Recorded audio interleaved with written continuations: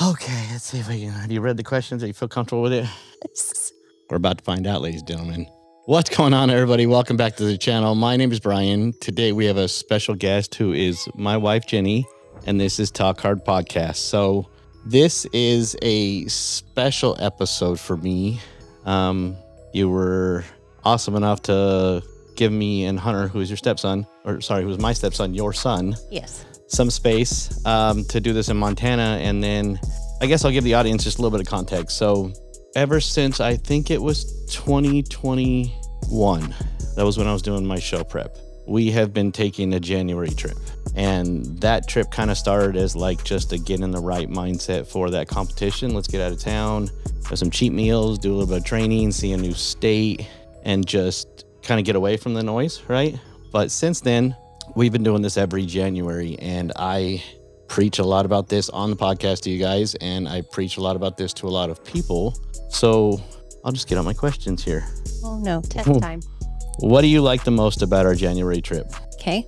I like that we get away after November, December because it seems so busy. Mm-hmm. We spend a lot of time together, that just the two of us, like we enjoy each other. We're really like close best friends like that. Mm-hmm. So I feel like in November and December, we don't do that as much because, we're focused with our family and our friends and getting together with everyone else that we love.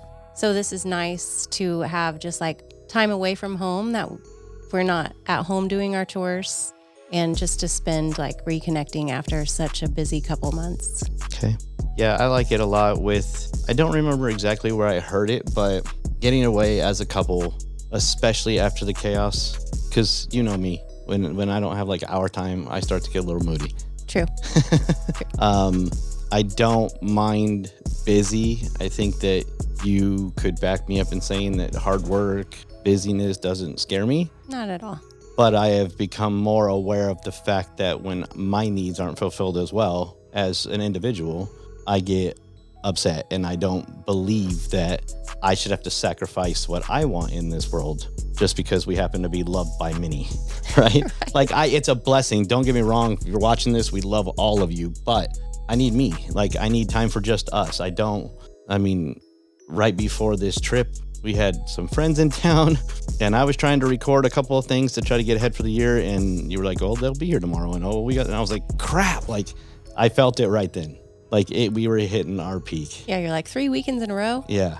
And it was Christmas, the New Year's, before then all the planning. So what do you think that this trip does for our marriage? Because I preach highly about actively dating. I preach highly about staying connected, about being intentional with your loved one, whether it be your wife or husband or both. Whatever. I don't care about your sexual preferences, by the way.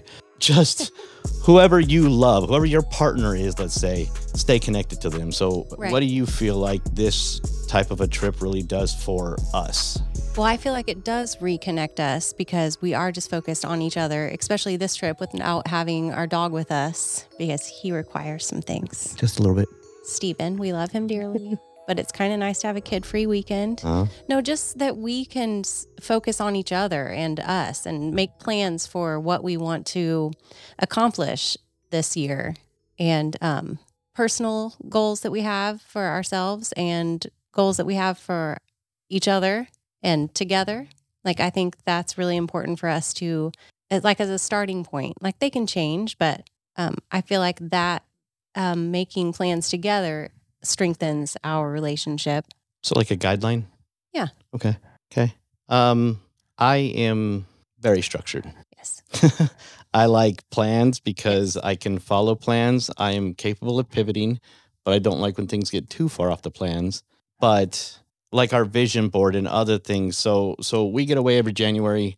This year we went out to this cabin out and we're if you look out back, there's like a road that goes somewhere. I'm not sure. It could be in a scary movie somewhere. We keep hearing noises that sound a little bit like whales and a few other things, but we're in the woods. So it's just a little interesting, but whales. Wait, what? Whales in the woods. Yeah. Yes. Welcome to Indiana. It kind of sounds like it. Whales in the We've been woods. watching too much Hawaii shows. I am big on, like, I loved what you just said, where you said, it's like what you want, what I want, kind of what we want. because it was one of the last podcasts I just told everybody, like, I am a firm believer in I want you to chase all of your goals, no matter what. I should never get in the way of that. And if I ever do, then I shouldn't be married to you. Well, it was like we were setting our personal goals last night. We did this last night. And I said a few things that I wanted to accomplish. And then you said, what about hair shows? And I was like, oh, yeah. Like, that's a perfect example. Like, you want me to accomplish my goals and then remind me of things that I enjoy doing and support. Yeah. And just as a recap for everybody, when we met, our first date was not your typical. I shared with her a lot of my darkness, like a lot of the things the demons that I battle, the things that I have gone through, was going through at that time, continued to go through. And in the beginning, trust was a huge thing. Yeah. I had no good relationship that I could have any like data information to say women don't cheat. Like, I don't really have that. Some of that may have been fabricated in my head. Others I for sure caught. But I didn't have that. So that was a trust issue. Not to mention I've had a lot of interesting family experiences. So it's hard to trust when you can't trust your own family. I love a lot of my family, and we won't get into the specifics, but that was tough for me. So when I said I had a lot of trust issues, and you had just come off of like being on the road and doing your own thing and having this freedom to grow, and I was severely struggling with that. And it wasn't so much that I didn't trust you. There was that sliver for sure, because I hadn't been around long enough to have developed it like we have it today. Right. But then it was like, what if I'm not there to protect you? What if I go through this rat hole of a very dangerous, very unhealthy place? And so you didn't do that. Like, you kind of weren't trying to go places because of me. And while I appreciated that, it wasn't helping us, right? Right. So the first hair show you went on was tough for me, but I needed it. Like, I needed you to just go away and realize you're okay. Like, I needed to experience that. Hardly slept, probably threw up 6 or 7 times from just darkness in my head that I knew wasn't real, but I had to sit in it. Like, I had to just say, Brian, just let it be. Don't take this out. Don't even bring this up to her. Just sit with this, because they're my thoughts. And, you know, I'm huge on my thoughts have to be my thoughts. And we've had a lot of things in our relationship where you wanted to change some things to see what you could do to help. And I've been very adamant about, no, that's not what I want. I want you. Like, I want the real you. So in going through that, it's fun for me now when I can like remind you of those things. Like, well, what about hair shows? Like, I want you to go. When you come back, you're alive. Like, and I know what that feels like from my side. Like, I don't know what it feels like for you. I just know for me, when I come back from something where I've gotten like a lift in the spirit. Inspiring. Right. So as you now plan out, because I mean, I don't know what it was like before I wasn't around, and maybe that's something we can touch on real quick. Like, we don't have to touch about past relationships, but when you planned your future before, what was it like? I never did this. It was kind of like a hair show would come up. A friend of mine would be like, hey, you want to go to this hair show? And I would be like, yeah, I'm going. When is it? Like, there was never, I didn't plan things like I do now. I mean, I planned things, right, but I never like sat down in January and was like, what do I want to accomplish this year? Or have a dream board. Like, that wasn't even anything that I did before. I like it. I like having a plan. It's different for me. Yeah. But it's nice. So I guess I'll just jump right into the other question that I know you know is on here, because she asked to read them, so I couldn't surprise her. But years ago, gosh, it's back in like 2010, I noticed a pattern about myself where that was the first time that I was actually trying to get sober. It may have been like 2013, but I was genuinely trying to get sober. And I'd gone about 180 days sober. And in that time, a lot of people were coming to me. So I knew about life coaching, but I wasn't in the headspace to really take it seriously. And then when we met, I was definitely not capable of, I was barely handling my own life, let alone understanding a way where I could help others. Right. But you've seen over the past specifically 2 years, a lot of psychology books everywhere. And me in this, what I consider, and I've asked her this on many times, like, do you think I'm crazy? Because sometimes I kind of feel like I'm going a little crazy, because the manifesting and it happening and just that feeling inside of me. But for you, what's it like being with someone that thinks the way that I do? I want the truth, and I want them to hear the truth. I'm not scared of it. I preach about not being afraid of it. I want to know. And yeah, I mean, this is going to be the first. I've never asked her this question, to be honest with you. So this is the first for me too. So what's it like being with, I would say I'm even not your traditional life coach, but Right. someone that thinks like me. Okay. Sometimes it can be a bit much because sometimes I don't want to be coached or someone that I'm telling you about, I don't want to hear how they should be coached. But then other times it's very helpful. Okay. Like with my son, like things about him that we talk about or that you talk to him about, super helpful. And to me as well, like things you say to me sometimes like, oh yeah, I should have thought of it that way. Like that's helpful. So I guess it depends on the situation. Absolutely. And if I have some strong thoughts about the situation and then they're completely opposite of your thoughts. Which is what I love about it, right? Because well, it's normal. I mean, we're not going to think the same. And I love that you say that because I think that most people believe that a relationship is about mind reading and knowing what you're going to think and knowing your needs and everything for you and trying to just be that in the relationship when that's not actually possible, because what I wanted even when we met compared to what I want today is drastically different. Yeah, because I remember early on in our relationship when we would have some kind of disagreement or some kind of conflict happen. And then you say, well, I just thought that you should, or you would say this. And then I would say, but I'm not you. Like, I'm not going to say what you would say. Like, we're not the same people. Right. I mean, you haven't said that. It's been a long time. But years. that's, and I'd love that we're even talking about this because I want people to hear that. Like in the beginning, I was setting unrealistic or unspoken expectations on you where if you didn't reciprocate the way I was loving you, almost identically, then you didn't love me the same way. Right. And so I'm measuring your love against my expectations of myself for loving you and expecting you to basically be me, completely bypassing things that I knew. That's the wildest part.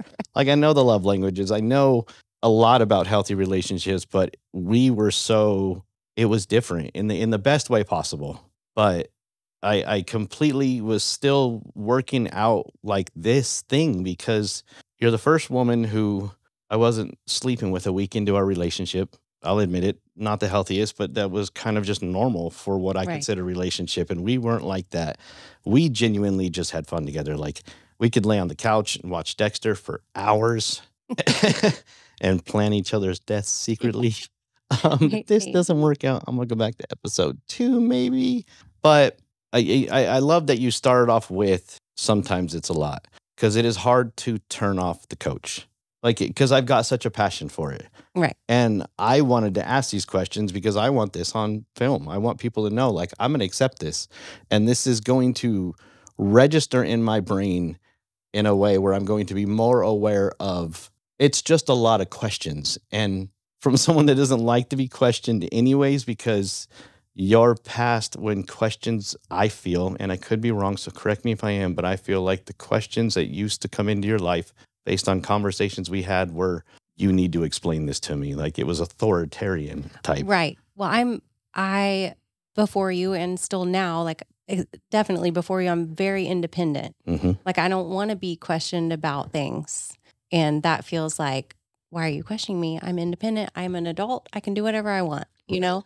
And I've had to learn that. And I love that because I have had to learn different ways of communicating where I can still have the conversation without it coming across like I'm trying to be an authoritarian. Like, Like at first in our relationship, I did feel that, you know, and I'm like, why am I being interrogated? You know, like, what have I done? Like light shining on me. Where were you at 5:00 on Thursday night? Yep. But I mean, I haven't felt that in a long time. Like you have done a good job. And all that came from fear, right? It was just like, I need this to make sense in my head because I can remember like early in the relationship, like I would drive away and I would see like the mailman pass by 3 homes to go straight to our home. And my head would go straight to, that's our other dude. Like that's how stupid it was. Like, why would the mailman skip 3 houses? Oh, now you don't have any mail to deliver today? Oh, that must be some dude trying to, look, I've had some crazy situations in relationships, so I can think of all the badness, and that doesn't make it okay because that's not my wife's fault. And I remember just like, this needs to make sense in my head. And so it would make the questions that I would ask you very direct. Yeah. Because I'm let's just talk about it and let's get the BS out of the way. Yeah. Like, I don't, Because you'd be like, what's the mailman's name? Like, I don't know. He delivers my mail. Should I know? Like, have you met him? oh, shoot.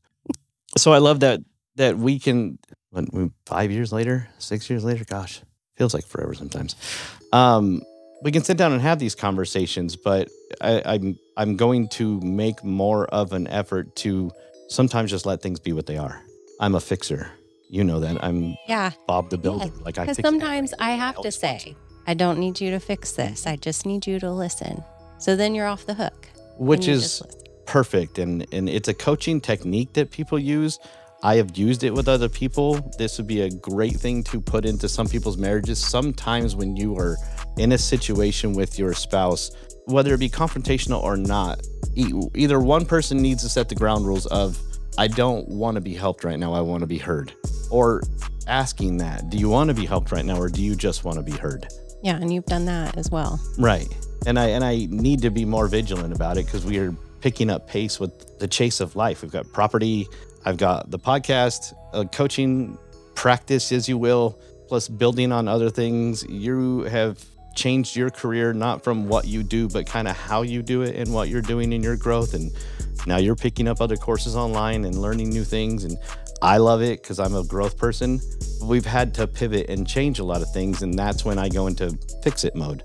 It's like, if I see you in a space that I think you're uncomfortable in, and I don't even know, I just assume, I go straight to the coach.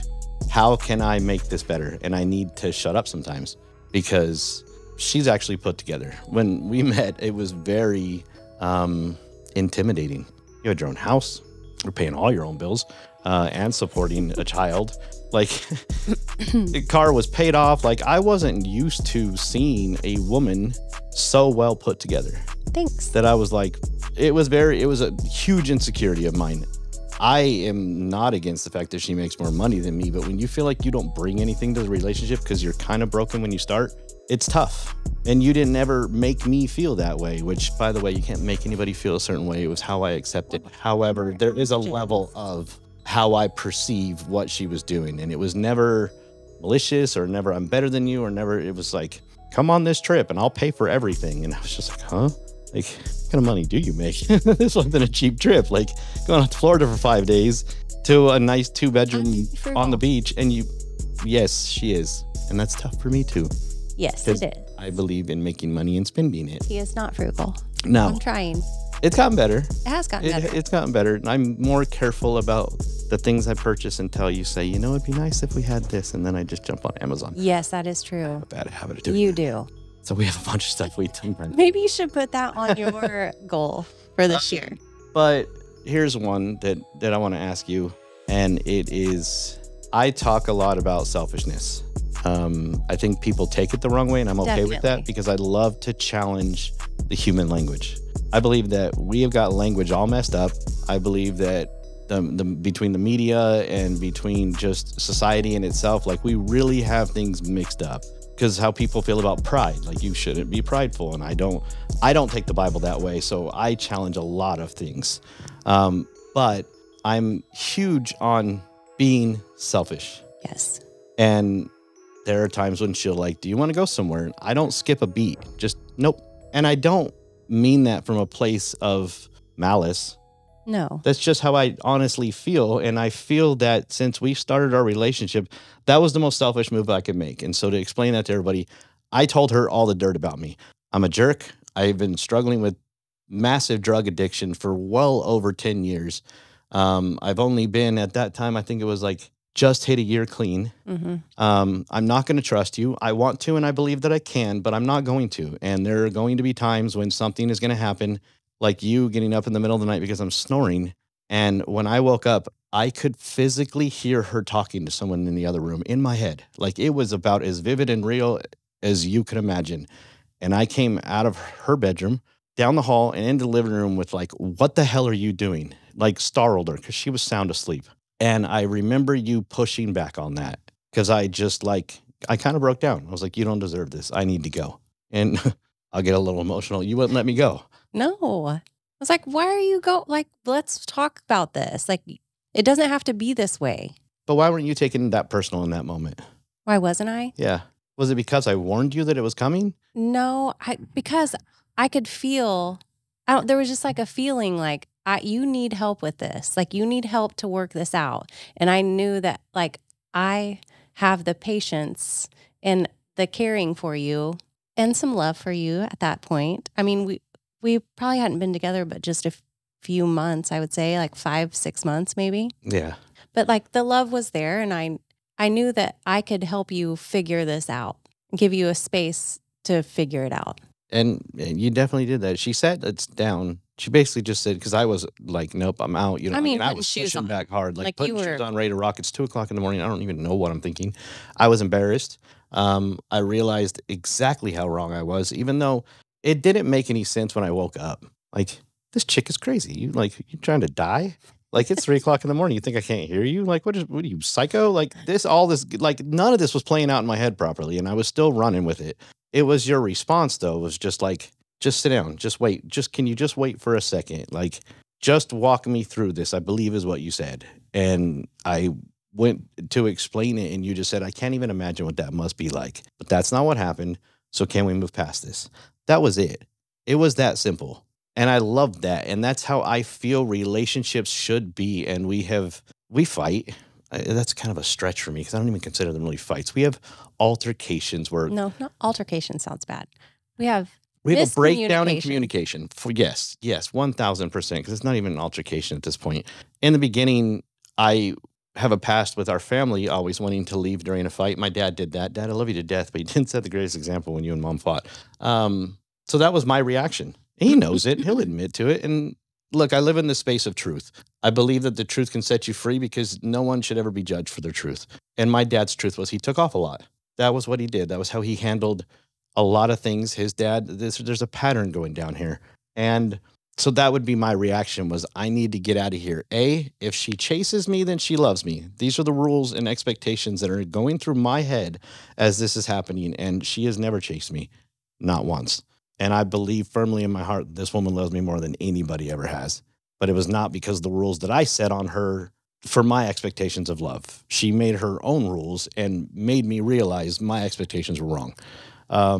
But then the last one, gosh, it's hard to remember at this point, which is fun. Like the last, we had a miscommunication breakdown. And I remember we got lost and I just said, who needs to win this fight for it to be over? Because I felt like that's where we were going. Like, let's just pick a winner. Because it's not going to matter in 20 minutes after that. And you were like, no, that's not the point. And I knew that. And you knew that.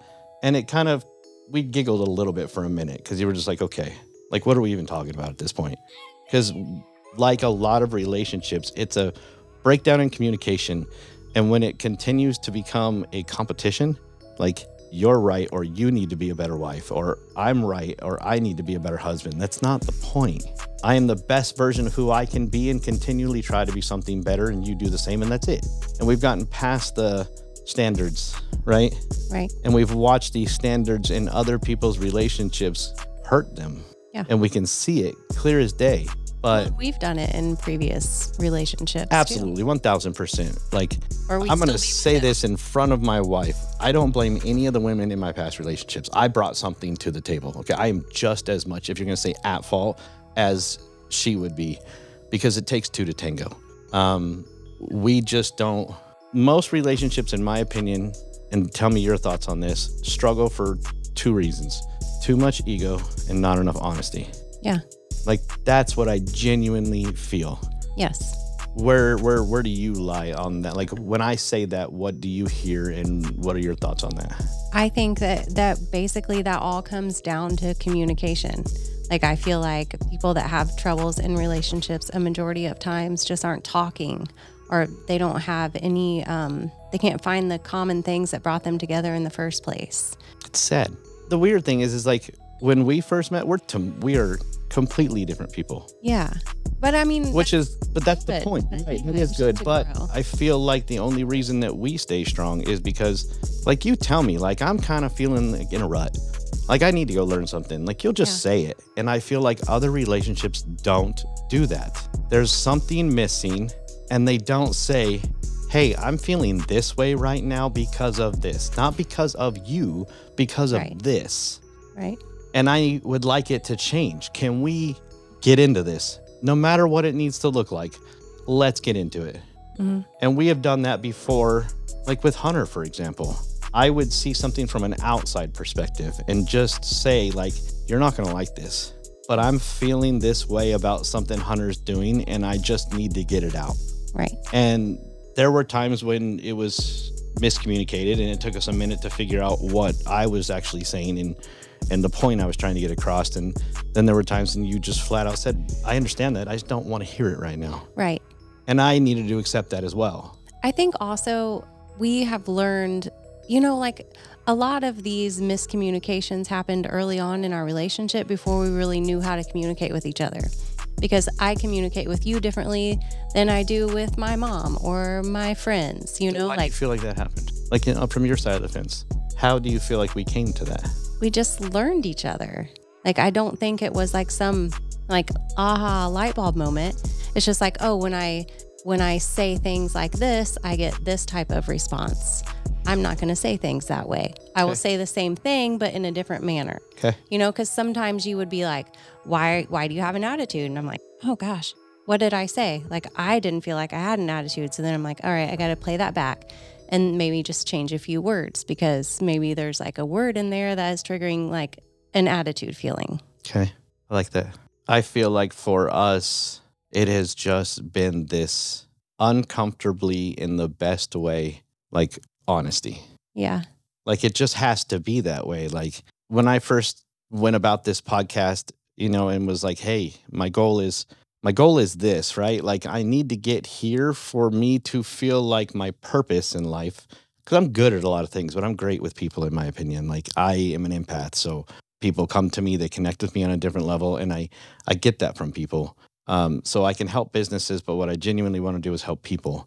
But I knew that when you are going to go after something great, the hatred that's going to follow it is a whole different beast that some people don't understand. And so we had this talk, like, are you aware of this? And if at any point in time this becomes too much, I'll shut it down. I'll find a different way. Like, I don't care. We'll figure it out. But honestly, like, I need to do this. And so I pulled all of the BS up front first. Like, who cares what I'm trying to do here? What's coming with this is ex-girlfriends, following the channel. You know, some of them just don't let go. And for whatever reason, I hope it's all pure and intentional, but for sometimes it just doesn't feel like that because the relationship wasn't that great. There's just a lot of history there that doesn't show that I should be happy about it, but it's going to come and has come and is coming. And that's a lot to ask of you.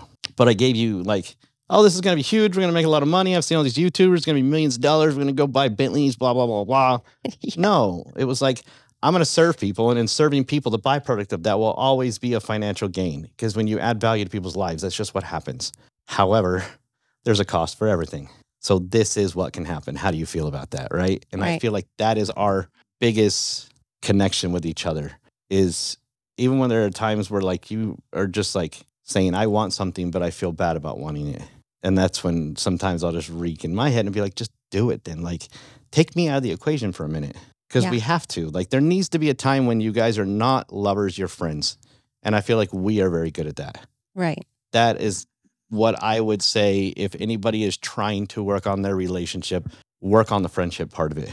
Because your friend should be someone where, like, they're supportive and encourage you and talk things through with you. We have a different friendship connection for sure. Can we get back to you being selfish? Yeah. Were you getting ready to go there? Shh. Huh? Go ahead. So I feel like everyone's version or definition of selfish is different. Mm-hmm. So yes, you are selfish, but not in a negative way. You know, like selfish sounds so negative. You know, it's like a child that won't share any toys, like being selfish little brat. You know, that's and I just understand for me, that's greed. But when you say, like when a child isn't sharing a toy, you say, not that child is greedy, that child is selfish, you know? Right. And this is what I love about the language. And if you don't mind, this was something I was going to bring up on another podcast, but you're bringing it up, which is awesome. I get manifesting, guys. I love this kind of crap because I've been wanting to bring this up. And she's the one actually not letting it go this time, which is awesome. So let's play that out for a second. So there's a kid that has all the toys, and the only reason that anybody thinks that that kid is selfish is because there's another kid that wants to play with the toys and can't. Right. Who's actually being selfish? The kid that's saying, I don't like the way you're being because I want it. Doesn't that sounds selfish to me? Like the only reason I'm upset with you is because I want your toy and you won't give it to me. The kid was upset. The kid just wants to play with the toy, and this But kid that's saw the typically toys. why selfish is brought up, right? Is because I don't like what you're doing, so you're selfish. Not taking into consideration the fact that maybe that kid is struggling to let go. Maybe he's developed a deeper connection with the toys, or maybe he's trying to comprehend something in his head, and that's his safe space. And you're taking that away by just saying you're selfish and I want your toys now because you need to share your toys. I feel like selfishness only comes up when the improper expectations are set. And when it's a child, sometimes I feel like you just need to let them work it out instead of the negativity. So I love selfishness because I believe that you have to be selfish.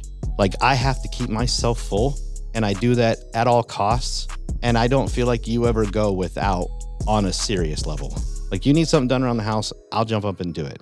But I'm usually like, say something. Like I don't just volunteer. I hate mowing the lawn. I'd rather pay 45 people to mow the lawn.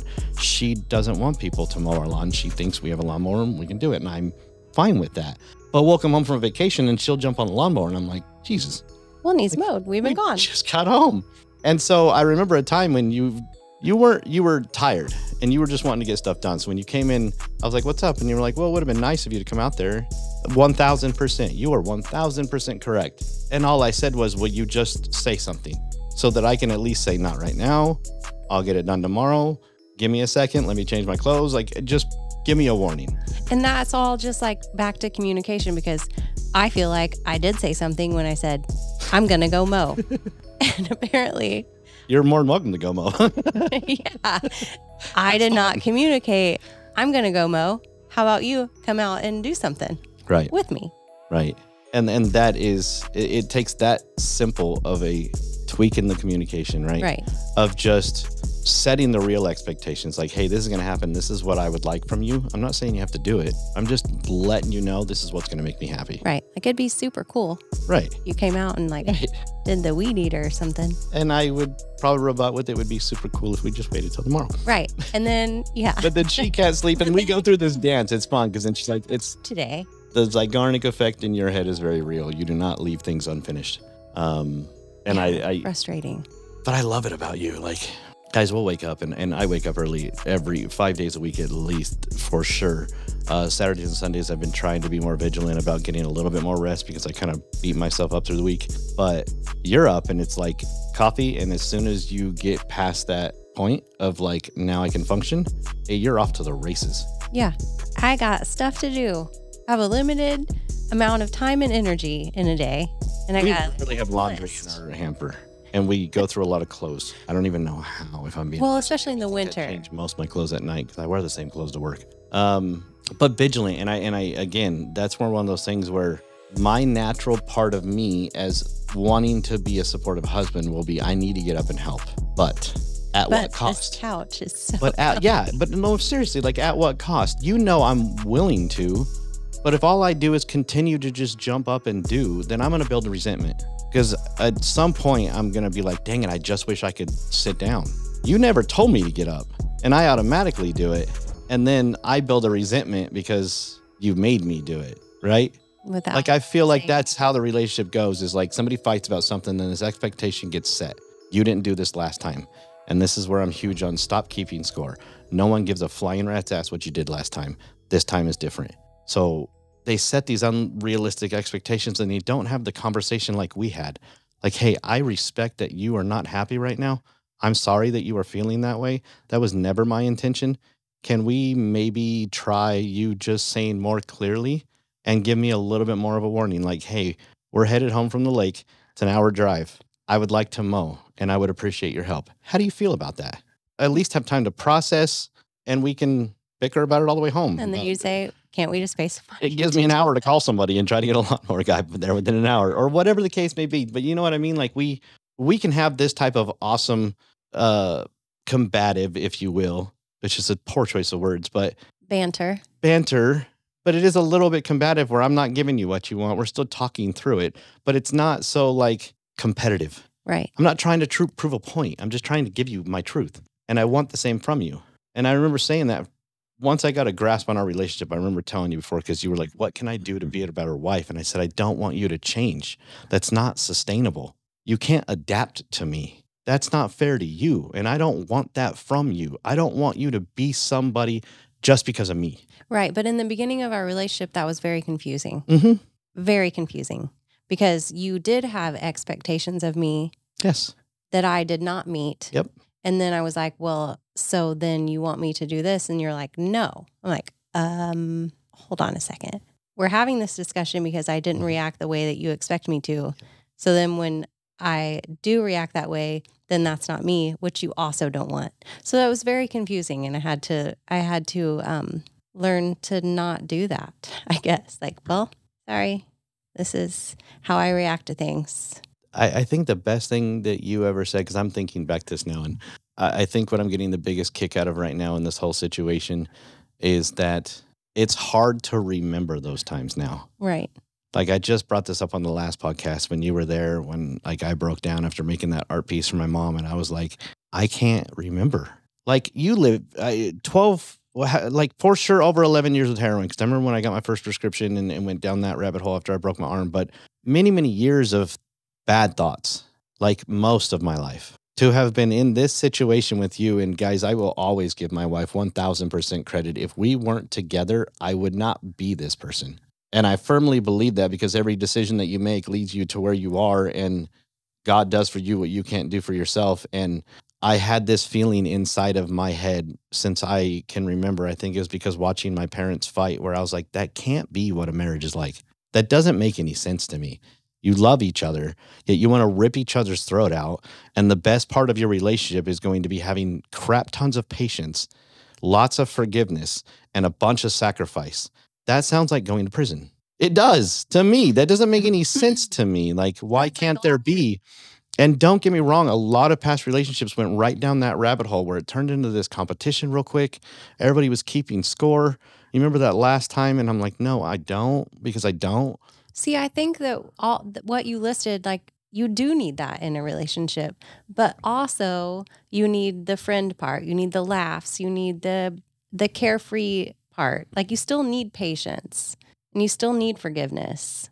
Yes, but that is not the key. That is not what you need the most. That should be, and that is where, like, I feel like because I'm selfish, let's go back to that because I'm loving being selfish. Yeah, let's talk about Let's talk about me some more. I feel like if you are not selfish, then that's where the patience, the sacrifice, the forgiveness becomes a burden, because you aren't prepared for it. Like when I need to be patient, like we have friends come into town and I've lost my space. Like I have a very routine thing. I like to get up early in the morning, meditate, have my own time, wake myself up, prep myself for the day, because I have to become familiar with who I am, because I'm different tomorrow than I was yesterday. That's my goal in life. And when people are around and I can't do that, it can be tough. But when we just had people in town, I was like, it's all good. I don't feel like I'm sacrificing. I know I am, and I know that they realize that I am, but I don't feel like that is sacrifice at that point, because I'm so full that while society feels like that's sacrificial, I don't. And that's why I love to say selfish, because I don't feel like I'm sacrificing my time. I feel like that is the spare that I have been selfish about. Now I'm giving it away. So my patience with not having my space, my sacrifice of letting someone else in the home and take over that part of my routine was just what I get to do, because I always keep myself so full that what's a week of changing for someone else? That is my gift. I'm going to give this gift away because I feel like I should, because that comes from sacrifice creates selflessness, in my opinion. When you are so full all the time that it doesn't matter, then when you have to do those things, it's like, whatever, who cares? Because I'm just going to fill right back up. Right. So I can empty this out right now and just do my own thing. But I know I said this wasn't going to be a long time, but this is what happens when we talk. I just love that you said that, because you are right. And it's even correcting me right now. Like, it shouldn't be about those things, but you do need those things. they just don't feel like those things when you are selfish enough. And I always want you to be that way. And I'm putting this on camera. I always want you to chase your dreams, no matter what. And I love that you're vocal about things like she wanted a Volkswagen bus. And so I was huge with Mel Robbins at the time. I was reading a lot of her books. She has that 5, 4, 3, 2, 1 rule. And I was being the coach that I normally am.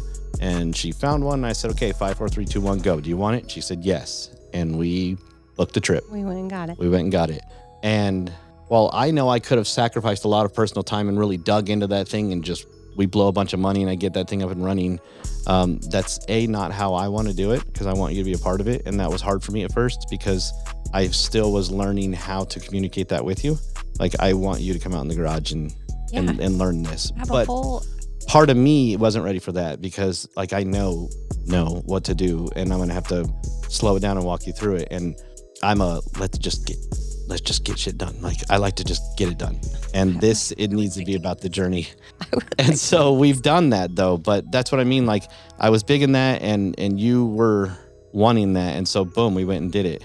And so my final question, and I'll cut this off and stop torturing everybody, including my wife, is what do you think the one thing is that other relationships are missing that you think our relationship genuinely has? And you probably have already answered this, but just to circle back, like, there's people that are watching this that are probably struggling with relationships and they're hating watching us right now because this is really just how we are all the time. We're effing adorable with each other. I don't dance around anybody really but her, except for some people at work that I've gotten more comfortable with because I don't all weekend have any rhythm. And I've been dancing all weekend up and down these fun little stairs in this beautiful cabin that thank you very much for finding for us. Yes, it's awesome. But what do you think it is? And then I want to share what I think it is. Like, why do you think that we work so well, especially from where we started? I think that it's because I'm so laid back. No. That does have something to do with it, though. Don't let her BS you. I'm very laid back. Yes. And it takes me a long time to get like riled up. But I've also said how much, and again, I'd love to, we're going to be honest right now. I have said how much I don't like that because I feel like you have to no emotions. No, you then have to get to a boiling point. Yeah, well, I don't like to get there. Her calm demeanor comes across as very non-emotional, like very like I don't have feelings, and for a man that has a lot of feelings, it raises an insecurity level on a whole different beast. Because I'm like, well, you're not going to cry for me. You're not going to chase me out of the house. You're not going to act like your life is over the minute I say I'm done. And then I say, I'm crying inside. It just doesn't come out. But yes, keep going, because I do agree that this just calm demeanor, but where do you think you get that from? You haven't had it easy. I've heard the stories, which I also think is super important for relationships. Like, tell them the truth about all of your past, your truth, because it'll come out. No, I think it's just like, no matter how difficult things have been in my life, which, of everything I've heard, my life was not that bad, like could have been much worse, but out of difficulties that I've had in my life, like it's always worked out. Like I've always come out of it. So why get so stressed out over smaller things? Like it could always, like it could always be worse. Like I'm healthy. My kid is healthy. My family is fine. Like other people have it way worse. And sometimes it's just like, you have to remember that, like my life is not bad. So why get all stressed out and crazy? But back to your question. Mm-hmm. Wait, is that good? Keep going. Did I say enough? No, I didn't. Like your calm demeanor is good for you, and I love that. And for those that don't, I'm going to share a little bit. She moved around a lot, had some pretty interesting and what some might consider traumatic experiences with family situations that weren't bad. It's just different, And you know what I'm talking about. Yeah, it's just different. But that is a lot. And it was for me too. Like I got thrown in a trunk at 19 by people that used to mess with my dad on a very serious level. I've been through my fair share of interesting, which is unfortunate events. Yeah. But it made me who I am today. But you could have played the victim card. You could be very bitter right now. You could be very, I hate the world, which is what most people do. And if you're watching right now and this is striking a chord, I'm not sorry, because you need to just shut up and listen for a second, because it doesn't have to be that way. You are not always a victim of your circumstances. Sometimes it just is what it is, and you still have to live your life. So complaining about it and becoming something that nobody wants to be around is not going to serve you very well. And I don't want to be bitter. you had a last name that people could definitely pick on. You moved around a lot. You got married young, had your kid young, were forced to, just because of the situation. Again, I know her ex, he's a great dude. He's still very active in the life of Hunter and everything else. But it wasn't working. And so you had to move on at a young age, technically. And Right. while you were building your business, buying your first, like, you came out on the other side of something that most people play victim to. Right. I wasn't going to be a victim. But why not? I mean, I could name off 10 excuses why you could be one. No, according to society. I couldn't do that. And I couldn't let my son see me do that. Okay. Like, I had to be strong because I had a child. I had to figure it out however I could to support him, because I wasn't going to depend on other people, because I didn't want to. So understanding that characteristic about yourself, again, what do you feel like is our secret? I feel like just us being friends first before anything else, and still continuing to be friends and still dating each other. I think that is very important, that we still schedule time to go on a date, whether it's at home or out in the public. But I think that is very important, that keeps us like the fun there and the spark and the connection still there. I feel like people just get stagnant in the relationship. They don't do things together, just the two of them. I know it's hard when you have a family and children and sports and all that other things, but if you can find a sitter and still make time to just reconnect, just the two of you, is very important. And this is where we will always butt heads. And I love that. I don't love butting heads with my wife, but there's only one thing you said in there, and that is, like, it's hard. And I know that it's hard when you have kids. You are raising a kid on your own by choice, and building a business, which is not easy to do. And failing at relationship. And failing at relationships. And, like, also having your sister help you. You help your sister because you both had kids around the same age. And everything that, life threw at her, and life throws at mom, and life throws at everybody. And you're always present with people. But I feel like hard is a choice. Like, sometimes you just need to tell your kids, you're not going to practice tonight. Mommy and daddy are going on a date. Deal with it. You'll be fine. If your coach benches you, I'm sorry. Guess what? You're not going to play pro baseball anyways, buddy. Don't say that. But it's the truth. What's the percentage? 1%. And maybe you saying that to your kid would be like, oh yeah, dad, I'll show you. And then your kid goes out to be Babe Ruth. Like, that is what children need. We have a little bit of challenge. Absolutely. I firmly believe, and you've seen me even with Hunter do this, like, I firmly believe in challenging a lot, because I was not challenged as much as even I wished I would have been. My dad made a lot of money. I never had to worry about anything. Oftentimes, if I needed help with the car or something else, wanted to buy one of 50 million cars that I've owned, I make a phone call. It was always like that. And it wasn't until I was faced with starting over at 37 years old that I finally became the version of me that I wanted to be. I helped make a lot of money when I was younger, and I was miserable. I hated it. I wasn't ready for that. Now, because of my challenges, and I'm not saying throw your kids out on the street and tell them good luck, put $20 in their backpack and give them a couple pairs of underwear. Like, what I'm saying is, kids need to understand that sometimes you just need to deal with it. Like, sit at home. You'll be fine. I'm sorry you're missing your basketball practice that isn't going to matter in 3 years, because you're going to grow out of this. This is a phase, or it's not. Who cares? You're still going to be fine. Mommy and daddy need a date night, period. And you're going to deal with it, period. So I don't feel like it's hard for people to just say, hey, I'm going to be selfish right now. You think your kids won't respect that?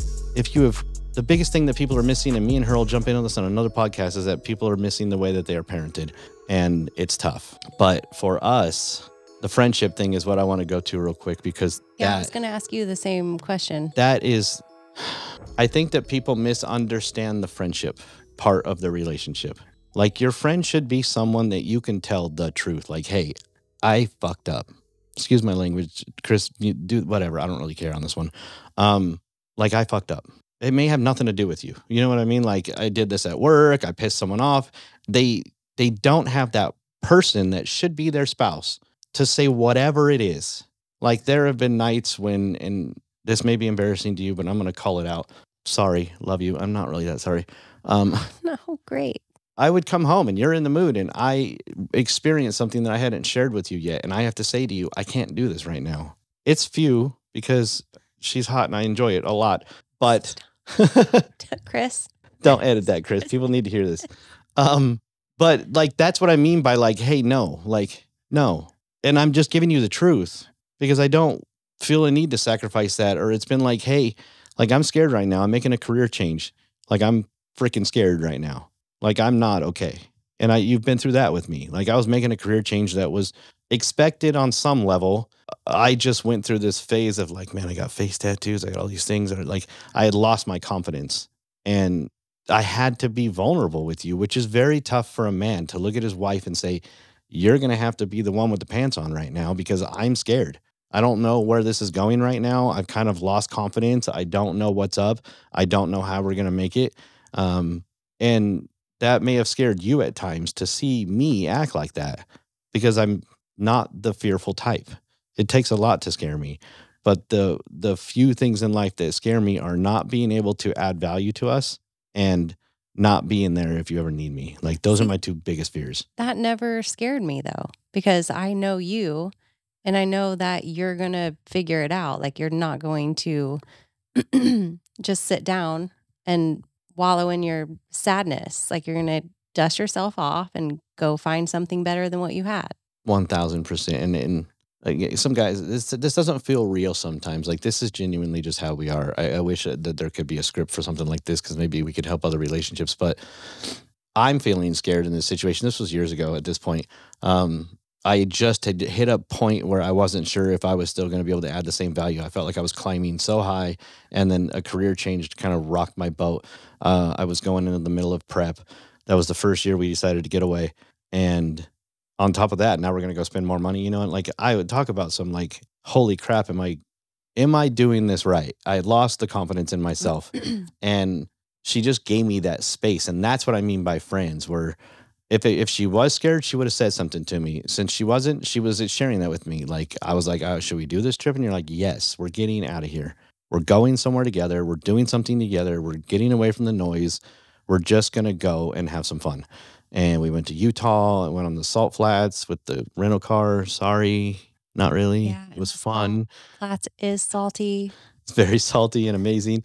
But, you know, that space where that's what I mean by friends. Like, I share with you all of it, no matter what it is, even times when it has upset you. And I can't think of one right now, but I know there have been times where I'm like, you just need to know, like, this is what's going on. And it might piss you off, but this is where we're at. But that brutal honesty where even when it's like I had heard something about someone in the family and I'm like, you're going to hear this, you know, because I'm never going to hold it back from you. And I know I maybe shouldn't share this with you right now, but I'm going to let you know and we can talk about it. It's that real, genuine honesty that you, most of the time, people can only do with what they call a good friend.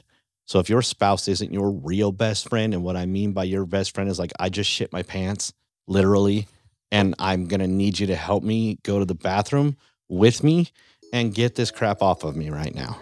And your best friend, who should be your best friend, would say, okay, look, I broke my arm in 2005. One of my best friends held my penis while I peed. Okay, a dude, because I couldn't get a hold of it because I'd broken my arm and my shoulder. And my friend Ryan, I was like, dude, you're going to have to hold it because I can't do this. And he reached over and was like, all right, buddy, we're in this together. And he helped me pee because they were not going to take me into surgery. Like, that's your best friend. Like somebody you can just fart in front of and just be whatever. And like, and I do more than I should. Blame it on the dog. And I blame it on Steve every time, who is our dog. Not even here. But like, we have taken the ego out of our relationship. Like, I have nothing to prove to you because I know who I am. So I don't have to prove anything to you. And you have nothing to prove to me. The only thing that we ever do is challenge each other. And I love that. Like, she's my cheerleader when I need her. She's my support system when I have her, but she's my challenger when it's like, hey, what are you doing? Like, what's going on? Like, hey, you're working too much. I remember coming in one night, I was going through the show and working too much because I was excited about the new job. And you were like, remember that one time when you said I could call you out for working too much? I was like, yeah. And she's like, well, you're kind of being a dick right now. I don't think I said dick. Yeah, no, I gave you the right to say dick. And I was. And you said it in a way that, like, I'm going to give you the truth. And you're like, I'm not calling you a dick. You're just acting like a dick right now. Like, that's what you asked me to say to you. And because I did. That was look, don't call each other names, okay? She's not a bitch. She'll never be a bitch. Don't call each other names. But sometimes there needs to be a space where you need the truth. And so as a man, I've told her, if I am working too much, then I want like the truth. Like I want you to be able to call me a dick because that is too far for me. And I can't see that sometimes. Like I'll go into work mode and I will make my abnormal normal because of the addict in me. And so I will allow my body to just break down. And I don't realize I'm taking it out on other people. And I really want you to pay attention to this because I see a lot of men that are working, they're trying to chase the Joneses because no one actually cares what kind of car you drive, man. Trust me, I've driven them all. No one gives a rat's ass what you drive, what you look like, how much money you make, and they can't see your bank account anyway. So if you're really that concerned, just tell them a bunch of money. No one cares. And you need to be present. Like hard work doesn't get you everything. Knowledge and execution of things get you where you need to go. But if you're not ready for it at home, you're never going to get it anyways. You can chase the Joneses all the way down the street. You're basically leaving your family in the dust. And I think you need to pay attention to that because I have given her that space. And since she has called me out on that and made me more aware of it, I have pulled back a lot with a lot of things that I've done. And it has created more for us financially and otherwise. Like business-wise, things have gotten better, which most people don't understand. It's not about hard work. But it's that friendship where it's that space where it's like, this is what I want when we get into that. Like set some ground rules. This is what I want. And I think that is the part of the friendship that we have. And there's no more ego involved. So for me, it's that good communication, which comes from a real friend, someone you can genuinely talk to. And then stop the ego. Do you want to be right or do you want to be understood? Because right and wrong is a concept. It's perspective. It doesn't matter. Like I may think I'm right about something, but unless you're talking about 2 + 2, right doesn't matter. It's always a communication breakdown. And so once you remove the ego from it, like I'm not trying to be right. I'm trying to figure out what just happened because we're lost and we need to sit through it and figure it out. But yeah, I guess now that I'm talking through it, even still, it's that friendship. Because the more I circle back to it, the more I just go, you're right. Like it is 100,000%. I don't have ego with my friends. Like it's not about that. I know they're coming at a space where it's not, my ego is just my fear wreaking its ugly head of like, I'm going to puff up and show you something. And I don't have anything to show. Right.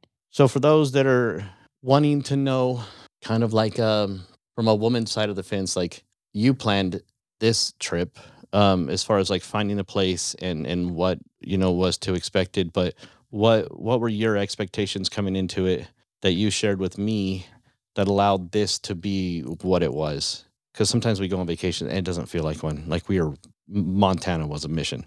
We were running around the whole time. It was amazing. But sometimes a vacation doesn't feel like a vacation. It feels like more work.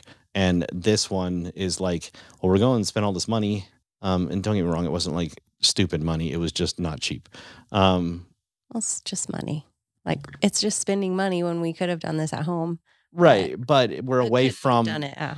It's a new environment. So I talk about pattern interruptions with people and clients, and this is a pattern interruption, right? This isn't our norm. So it allows us that space of new where we can just kind of create whatever. But for you, like as a woman wanting to plan this with her man or for her man, what would you say to do? Like, well, knowing you and knowing that we wanted to get, our goals set and possibly do something like this, I didn't want to go somewhere like in a city. Like I thought maybe being somewhere more in the woods and secluded would suit us better for this trip. Yeah. And also this Utah trip wasn't like that. Like that was kind of busy, but it was needed. I needed busy that time, which was awesome. And then when I saw this cabin and it was built in 1830, I was like, we must. Yes, I'll try to film some B-roll of this before we take off. If I don't, I'm sorry. You just have to look up Cabin in the Woods, and I'm sure you can find this place is amazing. It's beautiful. It's super quiet. I got her a bow for her birthday, like a compound bow. She's been shooting that out front, back, whatever that is. And we're just kind of enjoying each other. But to get food is like 20 minutes. Right. Like it's not an easy drive. Kitchen, so we prepared to. So we stop by the store. We do that. Just so that we could just hang out here. Okay. I just wanted a place that was comfortable and not hectic outside because we just wanted to, after having the past 2 months of busyness, to have something completely opposite this time. Yeah, the holidays are crazy for us, which I consider that the biggest blessing, like being, they say, tell me when your life is a mess and I'll say, congratulations, you're a success, right? It's not a mess. It's just a lot. Like we've got a lot of friends. We do dinners regularly. That's another thing that we do that I feel like a lot of other people don't do. We are very intentional with our lives. Like we have friends that we make sure we schedule dinner dates with. We have friends that we make sure we go and see. We have friends that we make sure we go and communicate with as much as possible because I am horrible at it. Like I've got a friend that moved out here and I don't talk to him enough because I'm so stuck in the rat race that I try, but he doesn't care because he knows where I'm at.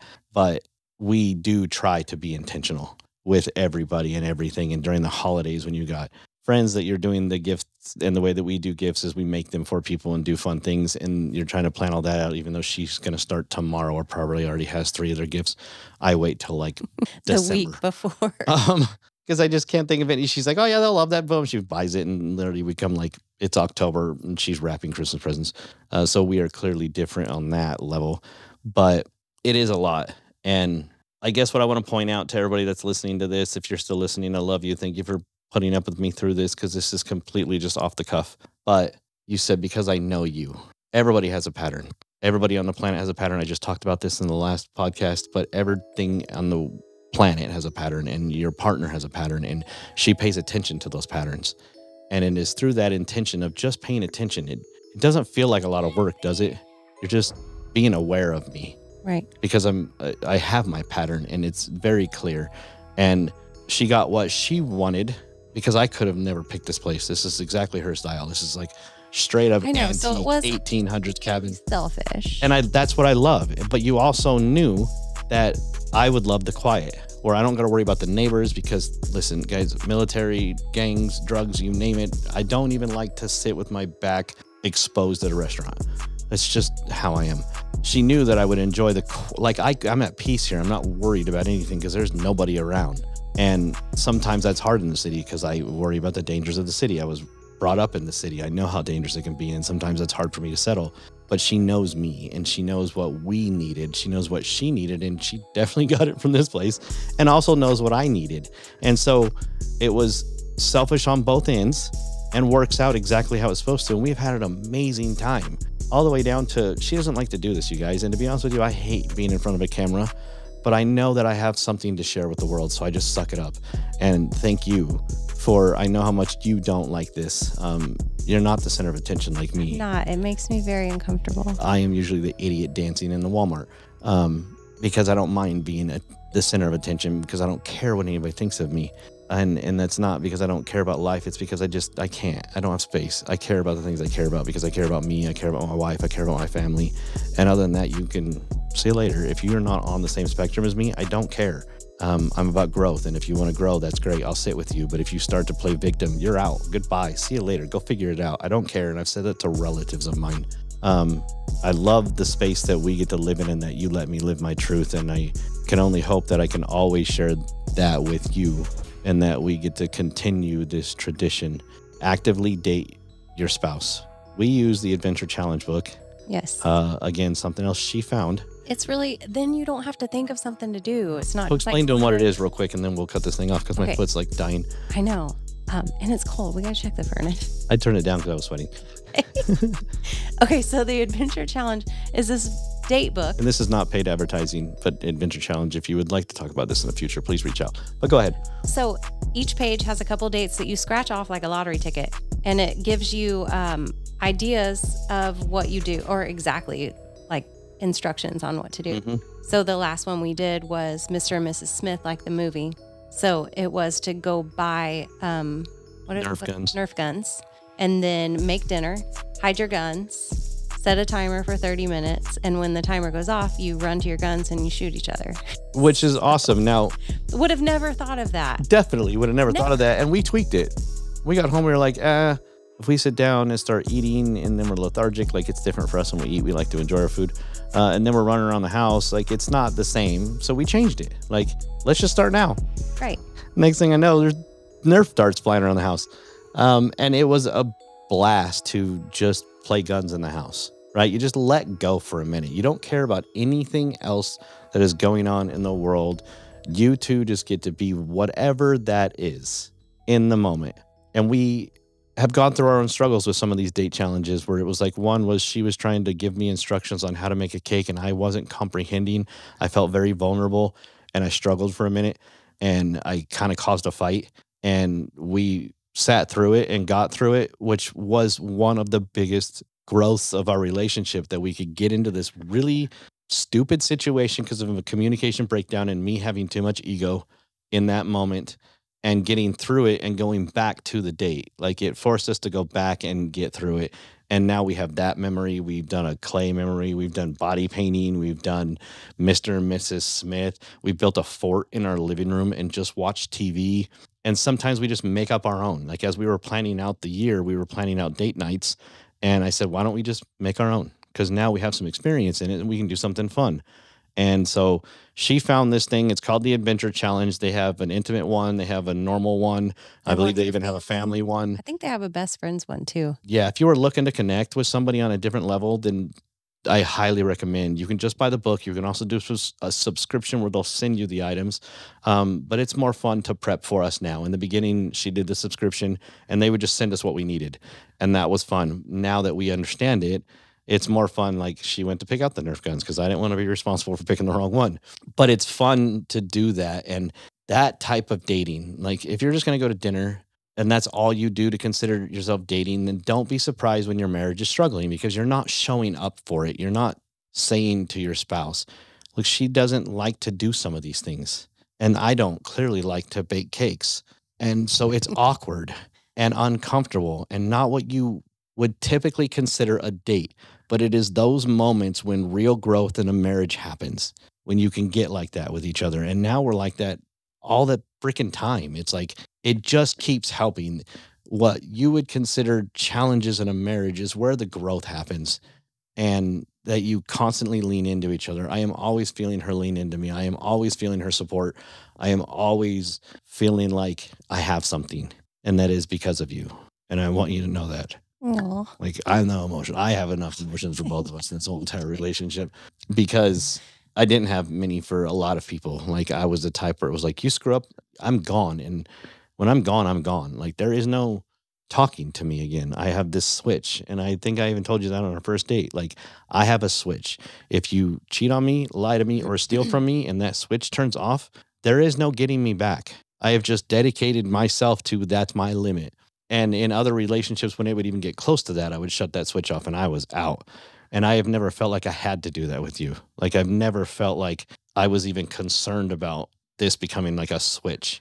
It was just what worked. And yes, it's the friends and then the active dating on a real level. Like, really get uncomfortable with your spouse.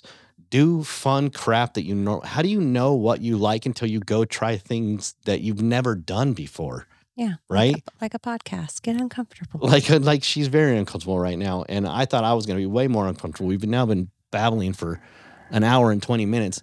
Yeah. So, guys, thank you very much. I hope you enjoyed this podcast. If you want to see the wife again, all you got to do is comment down below and I'll show it to her. And then she's going to feel a little bit of responsibility and come back on. But babe, just thank you so much for our lives together. Like, I am not responsible for, I hold my part in our relationship, and I feel like I do add a lot of value to our relationship, and I feel like you do the same. And I feel like our honesty, our lack of ego, our genuine friendship, our actively dating each other, are just genuinely being intentional with each other, regardless of what it looks like, is what has made us what we are today. So thank you, babe. Well, thank you for always supporting me and making me feel a love that I've never felt before. I told you that night. You did. That was how our date ended. It was I will love you more than anybody else ever could, because I know that's true about me. Is if you get me there, my love is different. It's not unconditional. My love's got conditions. All right, don't screw the neighbor, don't lie to me, don't cheat on me, don't steal. Like, my love has conditions, and I would expect hers to have the same. But if you allow me that space where I can get out of my own way, I will love you more than anybody else ever could, and I will live up to that for the rest of our lives together. Love you. Love you too, baby.